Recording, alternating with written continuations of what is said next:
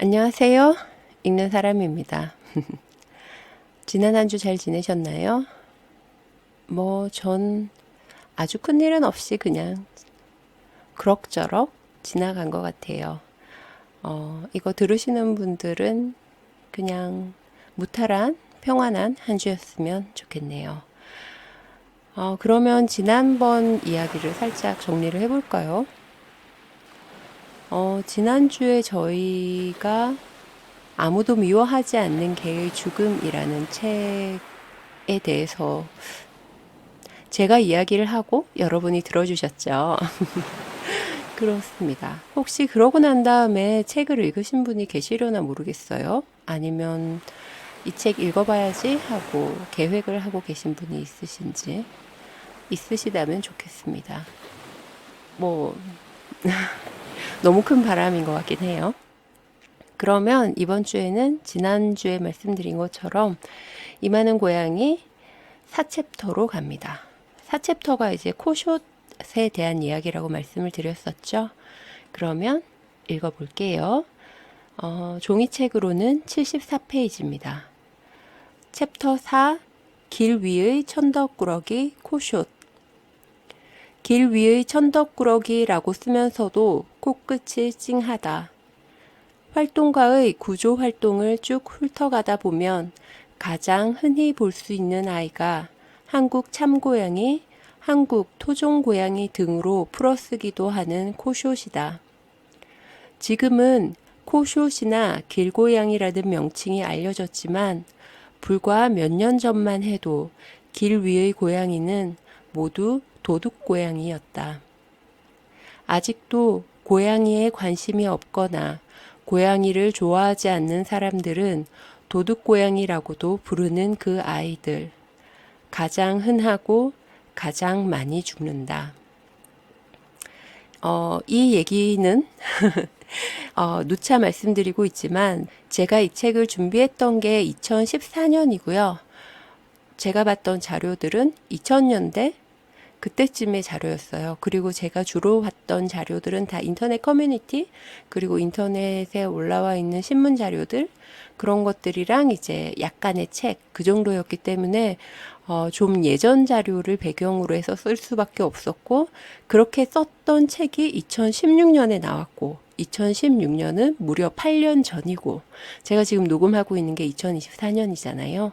그러니까 그때만 해도 지금보다 고양이에 대해서 좀 더 부정적인 느낌이 있었어요. 그리고 제가 자료를 봤던 그 시절은 조금 더 부정적이었었고요. 그에 비하면 지금은 음, 상점벽해라고 하면 되려나요? 그게 어디에서 알 수 있냐 하면요. 제가 가끔가다 이런 것도 본답니다. KB금융에서 23년 반려동물 보고서라는 걸 만들어서 냈더라고요. 우연히 보게 됐는데, 어, 현재 한국에서 동물을 키우고 있는 가구의 27.1%, 149만 가구가 반려묘 가구라고 해요. 그러니까 고양이를 키우는 가구라는 거죠. 그리고 그렇게 사람과 같이 살고 있는 고양이들은 어떤 고양일까 하고 알아봤더니 코숏이 62.1%로 가장 많이 같이 살고 있고요. 그 다음이 페르시안이고 그 다음이 러블이더라고요. 러블은 러시안 블루입니다. 그렇더라고요. 그러니까 그 사이에 정말 세월이 많이 변했어요. 왜냐하면 제가 이 책을 쓸 때 그리고 그 전에 자료를 볼 때 보면 어떤 이야기가 있었냐면요.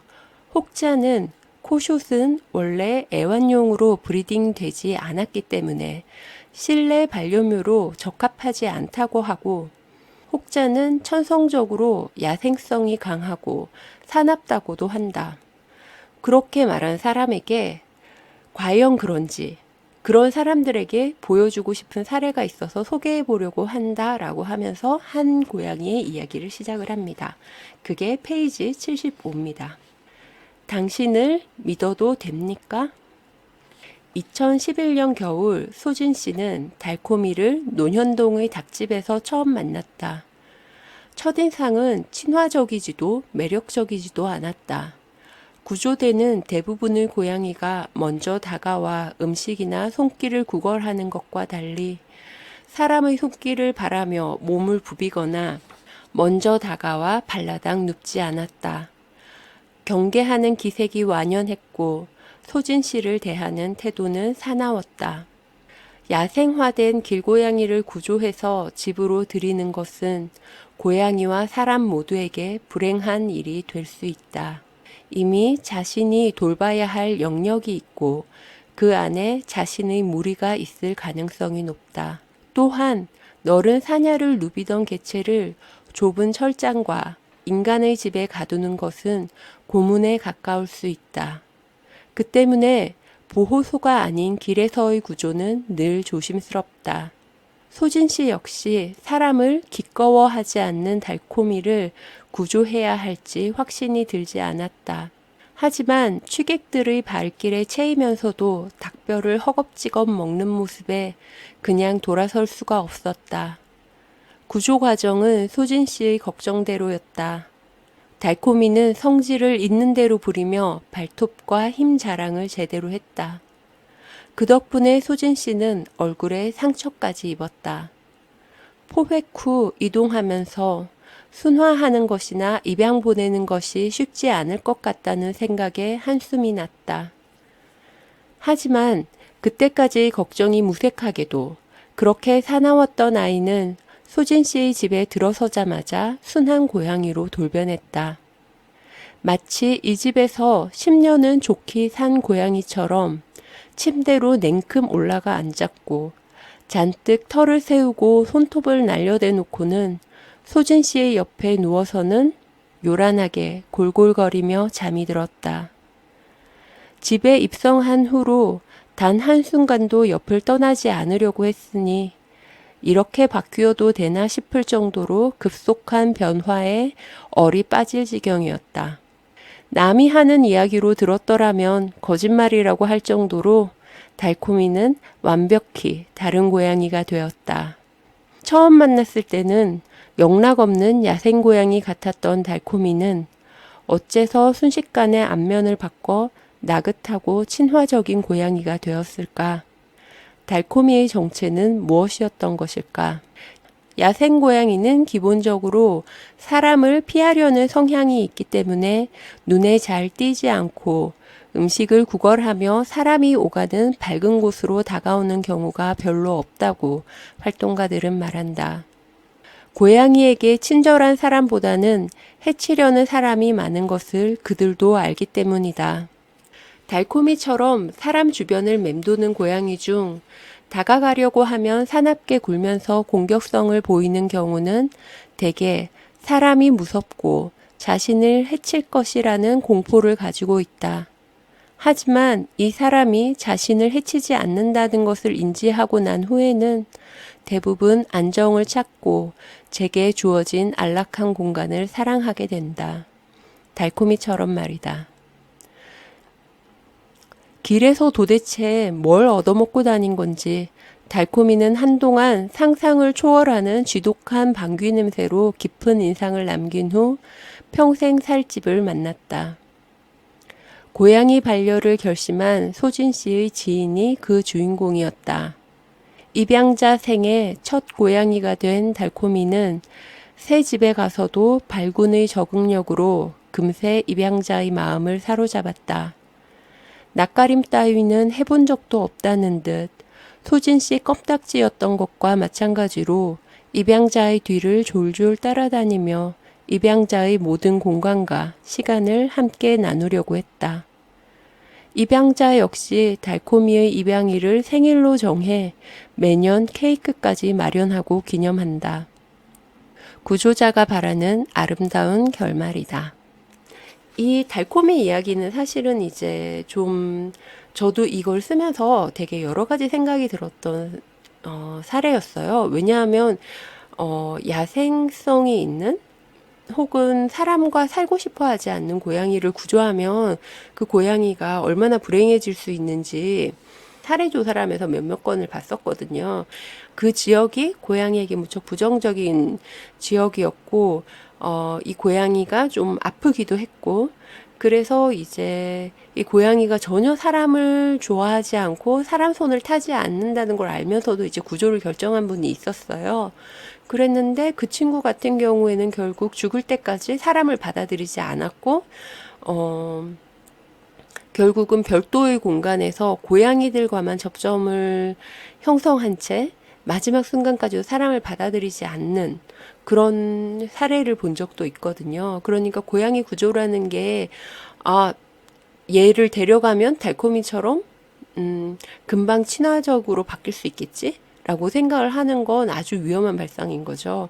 그리고 그렇게 데리고 들어간 고양이가 적응하지 못한다고 다시 데리고 나왔을 때 그 자리에 똑같은 곳에다가 방사를 하는 것도 힘든 일이겠지만, 왜냐하면 그 고양이를 다시 이제 케이지에다 넣어야 되는데, 이동장에다 넣어야 되는데 그것도 쉽지 않을 테지만, 음, 그 고양이가 자리를 비운 사이에 그 영역 안에서 무슨 일이 일어났을지 또 우리는 아무도 모르는 거잖아요.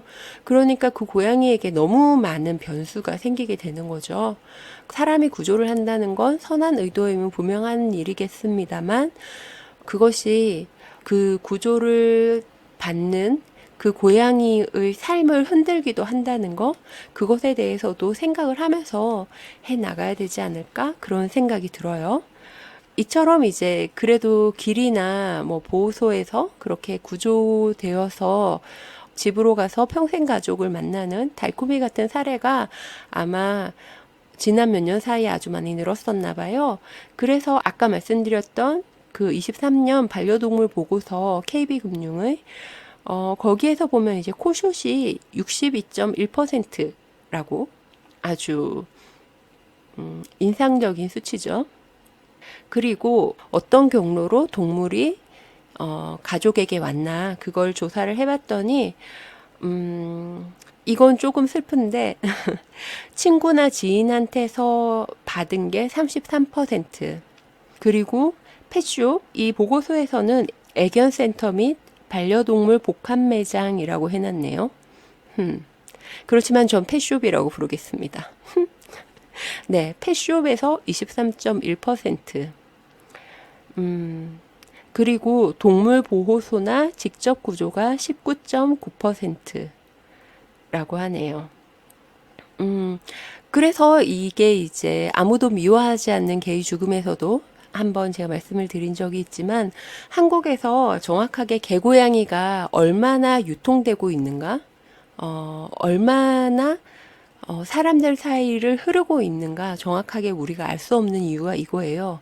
가정 내에서도 번식이 일어나고 가정 내에서 분양을 하는 사람들이 있기 때문이죠. 그러니까 아무도 미워하지 않는 개의 죽음에서는 이제 번식장과 경매장 이야기를 했었고, 경매장에서 그때 자료가 2016년 자료였었나 보죠. 2016년 자료였던 걸로 기억을 하는데, 경매장에서 유통된 개의 수가 25만에서 30만 마리 전국에서 그 정도였다고 한단 말이죠. 근데 그것과 요거를 한번 겹쳐서 생각을 해보면요. 여기가 이제 펫숍이 23%란 말이죠.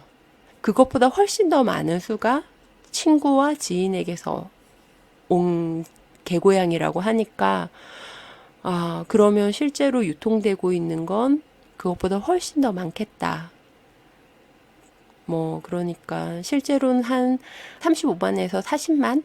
그 정도의 개고양이가 친구나 지인을 통해서 한국 내에서 흐르고 있겠구나.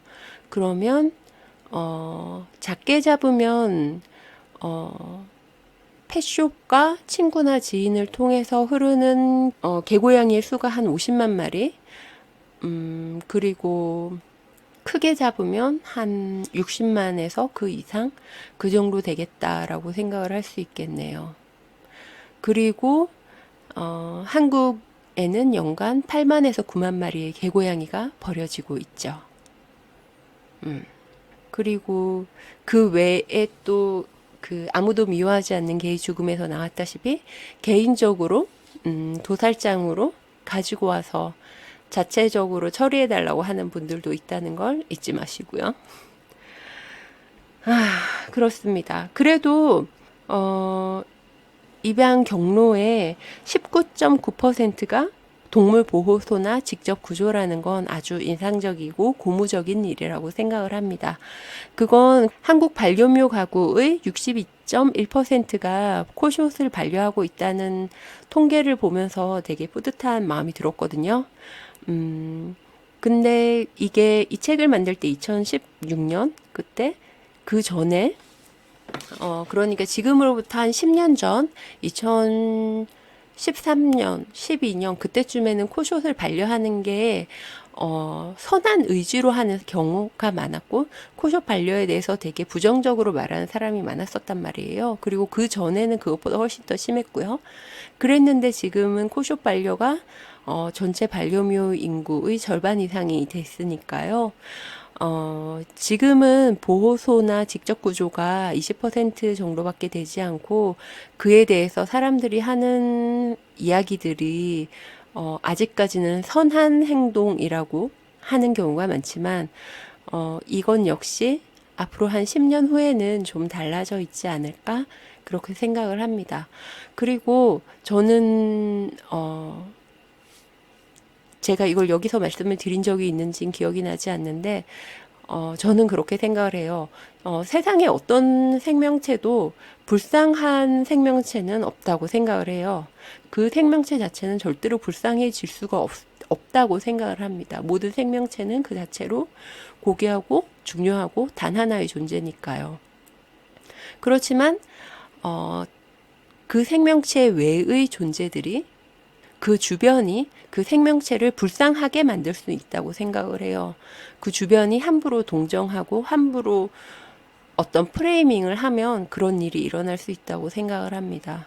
그래서 보호소 동물에 대해서 또 길고양이에 대해서 코숏에 대해서 함부로 불쌍하다라고 하지 않으려고 노력했으면 좋겠어요. 사실은 불쌍하지 않아야 하는 게 정상인데 그 친구가 왜 불쌍할까요? 환경이 그렇기 때문인 거거든요. 그 친구는 그 친구의 본질은 불쌍하지 않지만 그 친구의 환경이 불안정하고 안전하지 않기 때문에 그 친구의 상황이 불쌍한 것처럼 보이는 거죠. 그렇다면 우리가 해야 될 건 그 친구를 동정할 것이 아니라 환경을 바꾸는 것이어야 한다고 저는 생각을 하거든요.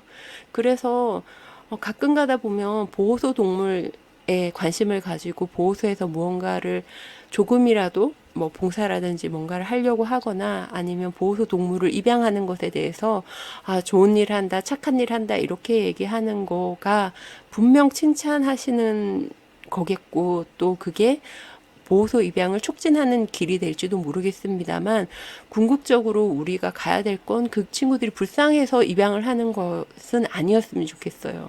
왜냐하면 불쌍해서 입양을 하면 그 친구는 평생 동안 우리 집에 와서도 보호소에서 온 불쌍한 존재인 거예요.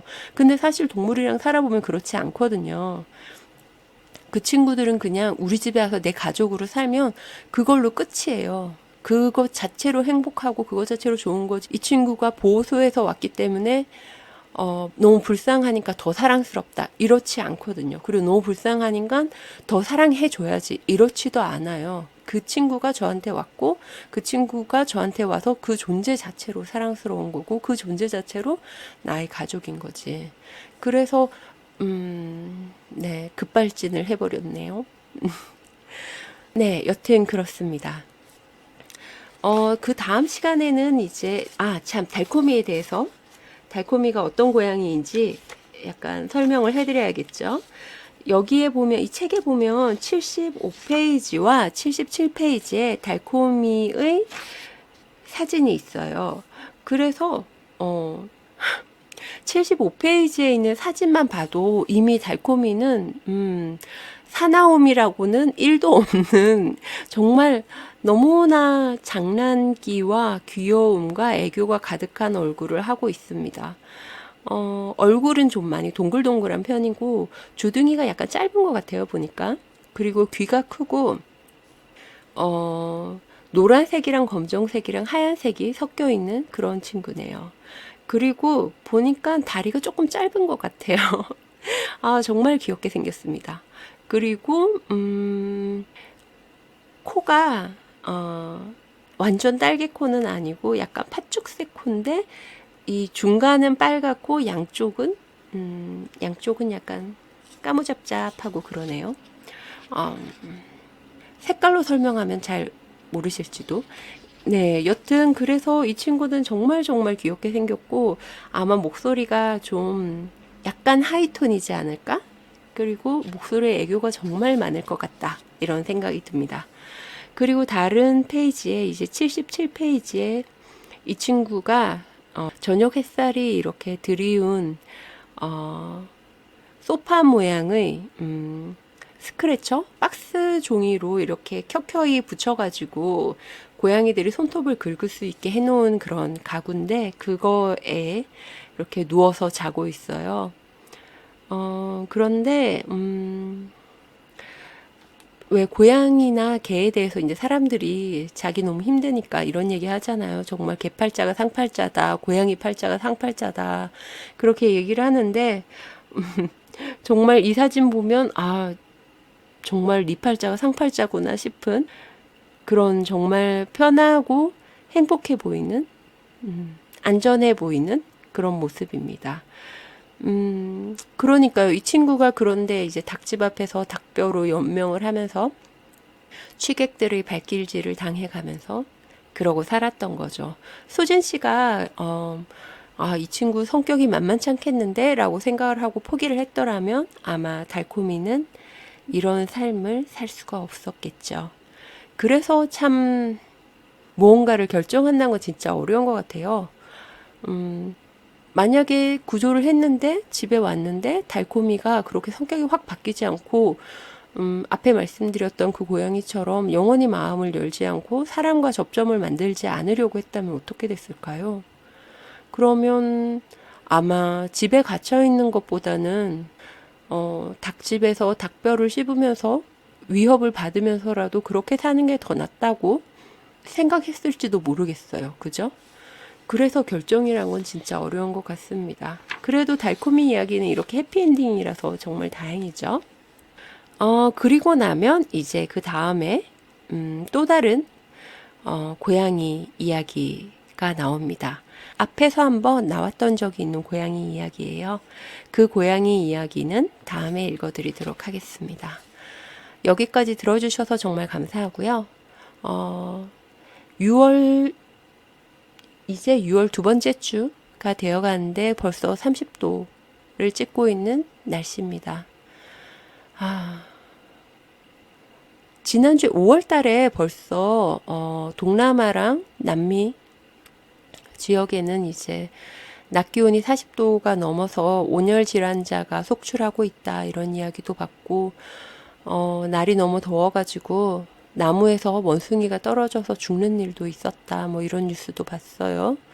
그리고 인도에서도 낮 기온이 50도 이상이 이어져가지고 온열 질환자는 물론이고 사망자까지 나오고 있다는 뉴스도 봤습니다. 작년에도 이런 류의 뉴스를 보긴 했어요. 근데 그때는 7, 8월? 그때쯤이었어요. 아, 여름이구나 하던 때였어요. 근데 이번 여름 너무 잔인하다라고 생각했던 것 같아요. 근데 올해는 5월 달부터 이러네요. 우리는 너무 다 작은 개인들이니까 뭔가 대단한 일을 할 수 있을 것 같지는 않아요. 그렇지만 여름 되면 여러분들 다 차가운 음료 많이들 드시잖아요. 포장해서 하실 때 포장 용기 번거로우시더라도 텀블러 아니면 보냉 용기 들고 다니시다가 사용하시면 어떨까? 그런 생각 한번 해봅니다. 그리고 빨대 같은 경우에도 플라스틱 빨대보다는 종이 빨대보다는 빨대 없이 그런데 이제 빨대 없이 먹는 게 불편한 분들도 분명 계실 거예요. 어린이들도 빨대 없이 무언가 먹는 걸 힘들어 하기도 하고요. 그러니까 사용해야 한다면 꼭 필요할 때, 그럴 때만 해보면 어떨까? 그런 생각을 조금 해봅니다. 마지막에도 잔소리를 또 하네요. 그러면 여기까지 들어주셔서 정말 정말 감사하고요. 그리고 다음 주에 뵙겠습니다. 다음 주에는 또 코숏 이야기 이어질 거고요. 그리고 다음 주에는 잔소리 말고 뭔가 좀 더 재밌는 이야기를 할 수 있도록 노력해 보겠습니다.